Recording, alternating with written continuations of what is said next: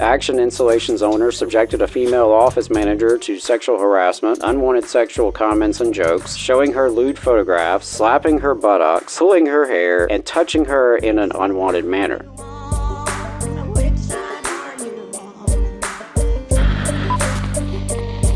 Let's get into Boss Watch.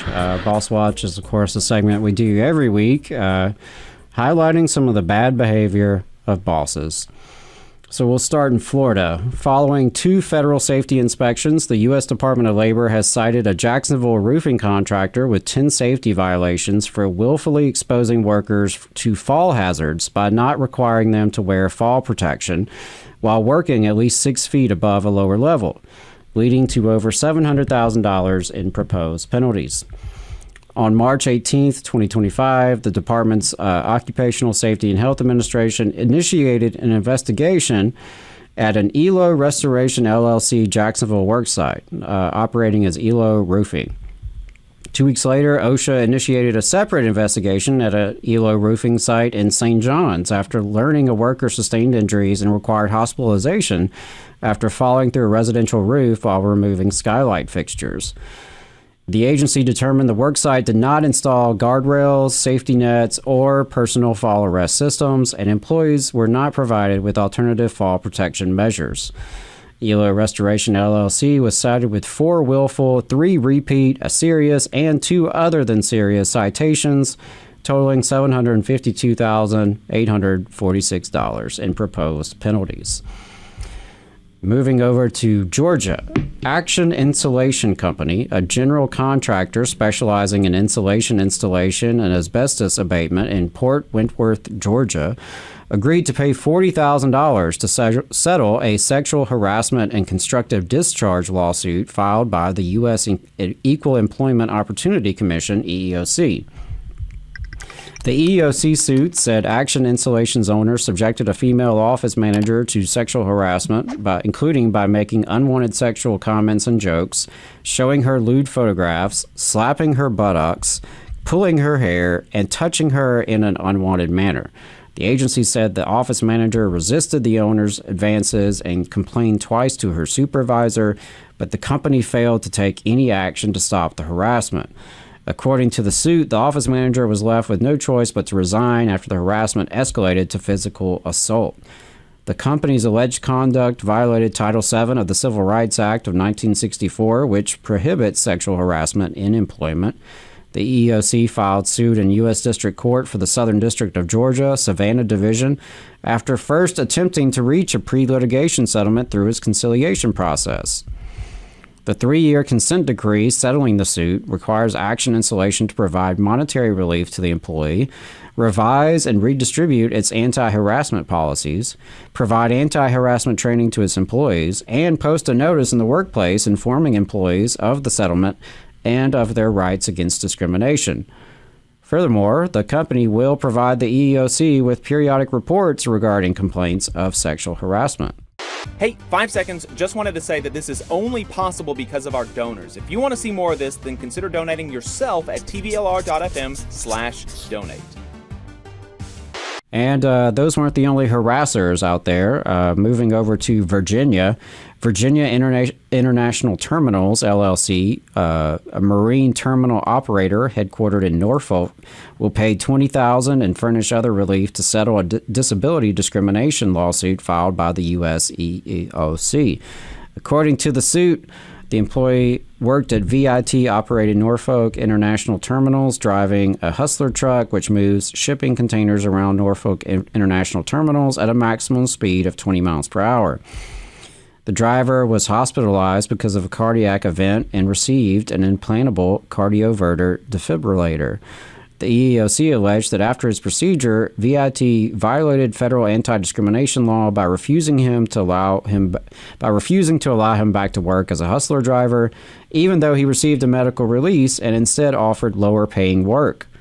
The lawsuit also charged that VIT violated the law when it assumed the employee would pose a safety risk and imposed restrictions excluding him from working in certain categories of jobs. This assumption was made without conducting an individualized analysis to determine whether or not he could perform the job without posing a direct threat to himself or others. So the conduct alleged in the EEOC's lawsuit violates the Americans with Disabilities Act, ADA, which prohibits employment discrimination because of a disability. The EEOC filed suit in the U.S. District Court for the Eastern District of Virginia after first attempting to reach a pre-litigation settlement through its voluntary conciliation process. In addition to paying monetary damages, the 3-year consent decree resolving the lawsuit requires VIT to update its policies to assure compliance with the ADA, train key personnel, post an employee notice, and submit periodic compliance reports to the EEOC. And last one here is North Carolina. Piedmont Cheerwine Bottling Company, which is a North Carolina-based soft drink company with a facility in Colfax, North Carolina, violated federal law when it required an employee to undergo a medical examination and discharged her because of a disability, according to a U.S. EEOC lawsuit. According to the lawsuit, a former Cheerwine employee took medication for her disability, which had a side effect of deterioration in her hip cartilage, resulting in a limp when she walked. While she worked as a store merchandiser for almost 6 weeks when, in March 2023, the company required her to submit to a medical examination weeks earlier than other probationary employees because of her disability. Even though the employee met the physical requirements of the position, Cheerwine placed her on unpaid leave and told her to obtain a complete medical clearance before returning. On March 20th, the employee submitted a note from her doctor clearing her back to work, but Cheerwine rejected the note and terminated her employment. Let's see. This EEOC seeks monetary damages for the employee, including compensatory and punitive damages and injunctive relief against the employer to prevent such unlawful conduct in the future. Moving on to Union Busters, this segment of Boss Watch, Union Busters, covering national updates, is sponsored by Labor Lab. Labor Lab is an employer watchdog organization. They are committed to safeguarding the right to organize through unions, collective bargaining, and mutual aid. They do this by combing through reports that union busters are required to file with the Department of Labor. Here are new filings from this week. Eagle Materials Mountain Cement in Texas hired Independent Center for Worker Education for $3,750 a day. Workers there still won the union election, even though the union busters didn't file until after the election was over. Sibelco Crystal Plant in North Carolina hired East Coast Labor Relations for $3,800 a day. The union election is underway there. We mentioned HCA Fort Dalton Destin Hospital in Florida hired Edward, cannot pronounce his last name, will not try to pronounce it, but they hired Edward for $275 an hour. The workers, of course, still won their election, even though those union busters didn't file until after the election was over.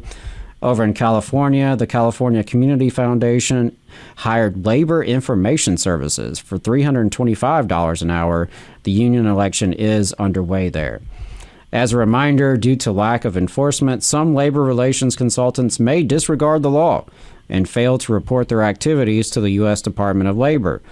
Therefore, it's crucial for organizers and workers to report suspected persuader activity to the U.S. Department of Labor's Office of Labor Management Standards, the OLMS. It's crucial for organizers and workers to report suspected persuader activity to the U.S. Department of Labor's Office of Labor Management Standards. You can reach them at email at olms-public@dol.gov, by calling 202-693-0123, or by contacting your nearest district office. And of course, you can always reach out to Labor Lab at contact@laborlab.us. You just saw a clip from the Valley Labor Report. We are live every Saturday morning from 9:30 a.m. till 12:30 p.m. And we pride ourselves on keeping all of our content free to everybody so that we can talk to as many working folks as possible. If you support the work that we're doing, you think that it's important, you think that it's good, then consider making a monthly contribution to the project, and you can do that on our website, tvlr.fm.